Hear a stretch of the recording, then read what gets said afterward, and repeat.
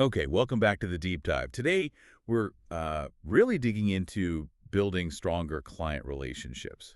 And we're focusing this specifically for you, the tile distributor salesperson. This is all part of our Tile the World focus. Yeah, absolutely. Our mission today, like always, is to sift through a bunch of sources. We've gathered notes on social media tactics, some really good insights on, personal connection, and even a multi-step process for actually engaging contacts and pull out the gold. Right. We want to give you those actionable nuggets, the stuff that actually helps you build relationships that, let's be honest, lead to sales in the tile business. Exactly. We're cutting through the fluff. These are tips pulled straight from the material we reviewed. So let's get into it. Okay, so where do we start? What's the big foundational idea here? Well, across pretty much everything we looked at, one core principle just kept popping up. People buy the person, not the product. Hmm. Sounds simple, maybe even a bit Uh-huh. obvious. But the sources really hammer this home, don't they? They really do. They frame it as the bedrock, Mm. especially in a business like tile distribution, which is so relationship driven. It's saying that your connection, the trust you build, that's often the deciding factor. More than the price per square foot sometimes. Yeah. Or the specific COF rating. Often, yeah. I mean, obviously you need to know your products, your specs, that's table stakes. But the human element, building that rapport, showing you get their challenges, just being someone they genuinely like and trust working with, that's what closes the deal. Okay, so if it's about the person, how do we actively, build that connection? Social media came up a lot in the sources, but maybe not in the way people usually think. Right. It wasn't just about posting product shots or sale announcements. It was about using these platforms strategically to build the relationship first. Ah, okay, so how does that work in practice? There was a specific strategy mentioned, wasn't there? Yeah, this idea of a consistent commenting strategy. They called it giving your 2 cents, but like systematically. Giving your 2 cents. Okay, tell me more. The goal is purely connection, showing you're actually paying attention to your clients, your prospects, what they're posting about, the actionable part. Set aside time each week specifically for this. Okay, dedicated time. How much commenting are we talking about? The number the sources threw out was around 24 positive, thoughtful comments a week. They cleverly called it giving your 48 cents. 48 cents. I like that. Makes it feel concrete. But okay, 24 comments a week. That still sounds like, well, a decent chunk of time for a busy salesperson out there visiting job sites and dealing with orders. It does, but the sources offered some pointers. It's not just blasting comments everywhere. Focus. Pick the platform where you actually interact most with your network. Makes sense. Go where the people are. Exactly. And crucially, choose what you comment on. Pick the personal posts, or maybe an in-house update from a client's company. Don't just comment on the generic automated marketing stuff. Right, because you want to connect with the person, not their scheduling tool. Mm. So what does a thoughtful comment actually look like then? Is it just great post? No, definitely not just great post. It needs to be more genuine. Maybe share a quick, relevant insight if appropriate, offer some sincere praise about what they shared, or just ask a simple follow-up question about their post. It's not a sales pitch in disguise. Got it. Be personable, not pushy. And consistency is the key. Those small, regular interactions, they build trust over time. It keeps you top of mind in a positive way, and it kind of creates this subtle sense of reciprocity. People notice when you notice them. And the advice was also to focus on people who are already active. Right. Because if they're posting, it matters to them. Yeah, exactly. Engaging with active posters tends to have more impact because, well, they're clearly invested in their social presence. Okay, so this commenting strategy fosters relationships, builds your network slowly. And eventually, clients might reciprocate that attention. It warms up the connection. Now, there's a story in the sources that really highlighted this listening aspect of social media. It wasn't there. The $4.7 million account. Yes, that was a fantastic example. It wasn't about pitching tile at all initially. It was about listening. This salesperson noticed on, I think it was Twitter, that a CMO they wanted to connect with was a huge St. Louis Cardinals fan. Okay, so a personal detail, completely unrelated to business, picked up just by paying attention. Exactly. So what did the salesperson do? They didn't send a brochure. They reached out and started a conversation about fantasy baseball, specifically mentioning a player, Colton Wong, who the CMO probably followed. Wow, so purely human connection first. Nothing about tile. Zero about tile initially. It made it super easy, really low pressure for the CMO to just reply and engage on a human level. And then, because that connection was made, the CMO was naturally curious, checked out the salesperson's profile, saw their business relevance, and the door was opened. That's powerful. But the key takeaway there, as the source mentioned, is that it took patience. It took time. It required being a great salesperson, yes, but maybe an even better listener. Absolutely. Social media becomes this amazing listening tool, helping you find those authentic connection points. It loops right back to people by the person. Those little details you pick up, whether from commenting or just observing, they can be gold. Okay, so social media is powerful for listening and connecting. But what about reaching out more proactively, especially to people you already know, your existing contacts? Right. The sources had a really practical approach for that too. Start by activating your existing network. Don't always feel like you need to find brand new people. Yeah, how? First step, actually make lists. Sounds basic, but it works. Like really sit down and write them out or spreadsheet them. Yeah, however you organize best. List Right. one, all your email contacts, everyone you've ever emailed who might be relevant. List two, all your social media connections, people you can actually DM or message directly. Okay. List three, your phone contacts, personal contacts, people you know outside of just email or LinkedIn. And I remember the sources saying that when you actually do this, that combined list is usually way bigger than people think. Way bigger. It's often hundreds, even thousands of potential connections you already have some link to. That's the first realization. The second step is crucial to avoid getting overwhelmed. With that, Pick one platform to start, just one. Maybe it's email, maybe it's LinkedIn DMs, whichever one has the most contacts you feel comfortable reaching out on. Don't try to boil the ocean and work all lists and platforms at once. got it. Focus the effort. Yeah. Makes sense. So you've got your list, you've picked your platform. Now what? What do you actually say? You can't just send a mass email. Right? Absolutely not. This is where personalization is non-negotiable. It ties right back to people by the person. The sources were really clear. Use something you already know about that person to kick off the message. Something specific to them. Yes, it's just about, as one source put it, being a human being. Take 30 seconds. Look at their LinkedIn profile. Scroll back on their feed. Or just access your memory. What do you know about them? So the examples were things like, Super simple human stuff. Hey, Saul, saw you guys just had a baby. Huge congrats. Or, hey, Sarah, noticed you switched jobs. How's the new role treating you? Or maybe, hey, Mike, saw you moved offices. Or even, hey, Jen, you posted about seeing that movie last weekend. Any good? right. It's not necessarily earth-shattering information. The power is simply that you took a moment to make it personal. Exactly. It instantly signals, I see you as an individual, not just name hashtag 72 on my outreach list. Yeah. It opens the door completely differently. Okay, brilliant. So that personalized outreach gets a reply because, well, you acted like a normal human. What's next? How do you bridge from that friendly opening to, eventually talking business without being abrupt or salesy? Yeah, you got to warm them up first. Don't just pivot hard to the sale. The sources introduced a simple little framework for this part. ACA. ACA. Okay, break it down for me.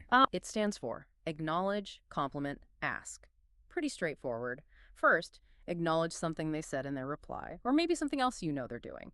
If they reply about their new baby, you acknowledge that, oh wow, a newborn, that's amazing. Okay, just show you heard them. Then compliment. Offer a genuine compliment based on that acknowledgement. Following the baby example, wow, you must be running on caffeine. Seriously impressive juggling that with work. Or adapting to tile, if they mentioned a tricky install they just finished, acknowledge the complexity. Yeah, those large format panels on a ceiling are no joke. Right. Acknowledge the specific thing. And then compliment their skill or resilience. Your team must have incredible attention to detail to pull that off so smoothly. You're showing you get their world. Okay, acknowledge, compliment. Got it. And the final A, ask. This is where we pivot. Gently, yes. You tie your ask to the compliment, and you frame it as a question about their challenges or needs, which might naturally lead toward your solutions. So after complimenting their team on the tricky install, you might ask something like, handling projects like that, what's the biggest headache you run into when it comes to getting materials delivered exactly when you need them to keep things on track? Ah, okay. So you're not saying, do you need tile? You're asking about a potential pain point logistics, timing that your service as a distributor might help solve. Precisely. Or you could ask, when you're specifying for high-end projects, how do you usually go about finding unique finishes that clients haven't seen everywhere else? Again, you're asking about their process, their challenges. That feels much more natural. It's collaborative, not confrontational. Exactly. The source material was pretty blunt here, actually. It stressed this is about talking fucking humans, having real conversations, understanding needs, not just reciting features and benefits. Okay, so human conversations, the ACA framework, And there was also this idea of adding value, potentially even offering something for free initially. That seems counterintuitive if the goal is sales. It does at first glance, but the sources presented it very strategically. The idea isn't just charity work. It's about getting reps, getting experience, learning how to improve. I think the phrase used was literally learning how to suck less. Okay, appreciate the honesty. So, why would a tile distributor offer, say, free specification assistance on a small project, or maybe source a really hard-to-find sample for free? A few reasons. One, it dramatically lowers the barrier for someone to try working with you. There's less risk for them. Two, you get invaluable feedback. Three, the explicit goal is to gather case studies and testimonials. Ah, okay, so there's a clear exchange. Yes. The terms are basically, I'll help you with the specific challenge for free or at a steep discount, and in return, you give me honest feedback on the process, and if you're happy, you provide a testimonial or review. And that feedback helps you suck less, as you said. What kinds of things are you learning? You're learning about the hidden costs, not the price of the tile, but the unspoken friction points that make designers or contractors hesitate. Hidden costs. Like what in the tile world? Could be anything. Maybe it's the fear of minimum order quantities on special items. Maybe it's the perceived hassle of coordinating deliveries with other trades on a busy site. Maybe it's anxiety about dial-lot variations on a large order, or the time it takes to get accurate samples. Understanding those unspoken burdens is huge. Right. Because even if your tile price is great, if those other friction points exist, they might still say no. Knowing them lets you address them proactively later on. Exactly. You can build solutions or reassurances into your actual paid offering down the line. And those first people you help, they become incredibly valuable. Because they become your advocates, right? Your first source of referrals. Sure. That's the ideal progression. You've built trust, you've provided tangible value. Now is a natural time to ask for a referral. The suggested approach was something like, by the way, really enjoyed helping you with the project problem. Do you happen to know anyone else who has described the struggle you solve and is looking to achieve the dream outcome you help with, maybe in the next time frame? Okay, so for tile. By the way, glad we could sort out those samples for you. Do you know any other designers who are often frustrated trying to source unique European porcelain for residential projects and are looking to find a reliable supplier in the next couple of months? Perfect. Very specific. You can even mention you're looking for case studies, if that was the initial framing. And the sources had a funny backup line if they say no. Oh yeah, the does anyone you hate come to mind? Line, Hey, yeah. It's cheeky, might not work for everyone, but apparently sometimes it breaks the ice and actually gets a real answer. worth a shot maybe. And there's a quicker version too, for like a quick chat.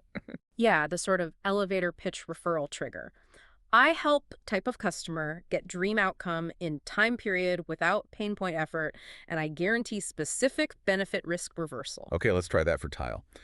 I help commercial architects specify durable, high-design tile collections within 48 hours without wading through endless catalogs, and I guarantee sample availability to speed up their client approvals. Nice. Clear, concise, benefit-driven. The whole point of getting these initial clients, even the free or discounted ones, is to turn them into advocates. They leave reviews, they send referral. Or maybe they transition into full paying clients later. You treat those early relationships like gold. So it's not just about the immediate transaction, it's the long game. Which brings us to the final piece, right? Nurturing that big list. Exactly. Keep that list of contacts you built, emails, social connections, phone numbers. Keep it warm. It's not a one-and-done outreach campaign. And keeping it warm means. Checking in periodically, like a human being. Not always with an ask. Share an interesting article about sustainable building materials if you know they care about that. Send a quick note if you see a new tile line you genuinely think fits their aesthetic.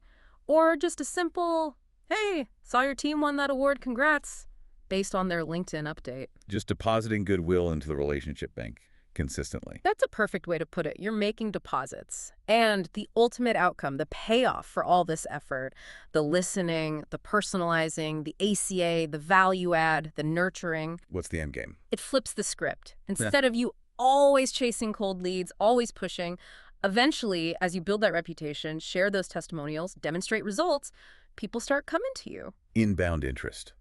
Designers or builders reaching out because they've heard good things, they trust you, they see the value you consistently provide. That's the goal. That's the power of prioritizing the person and the relationship. It takes patience, absolutely. It's a mindset shift away from just the immediate sale. But in a relationship business like tile distribution, The sources strongly suggest this is the most sustainable path to long-term success. Okay, so that was quite the journey through the source material. We've really unpacked a lot today for you, the tile distributor salesperson, focusing on building those crucial client relationships. Yeah, we hit on that core idea, people buy the person. We looked at using social media for a real connection, that 48 cents commenting strategy, and maybe even more importantly, for listening, like that $4.7 million account story showed. Then we talked about activating your existing network, actually making those lists, and the absolute need for personalization when you reach out. Remember being a human being. And we walked through handling replies with ACA, acknowledge, compliment, ask. Plus, that strategic angle of adding value up front, maybe even for free initially, to get reps, learn, find those hidden costs in the tile buying process, and build advocates. Right. And finally, tying it all together with nurturing those relationships over the long haul to generate referrals and ultimately attract people to you. It really all comes back to that simple, powerful idea. Your connection is your biggest asset. So as you head back out there to your clients and projects, here's a final thought to mull over, something to chew on. Thinking about your specific clients, your market, what are those hidden costs? What are the unspoken fears, the frictions, the time sucks beyond the price tag that might be stopping your prospects from saying yes, even to a great offer? And how could understanding just one of those and addressing it change your very next conversation? Something to think about. Remember, this deep dive was part of Tile the World. You can follow Craig on Instagram at TileNerdArmy for more. And of course, for all your tile and stone needs, check out tilebar.com. Thanks for tuning in to this deep dive.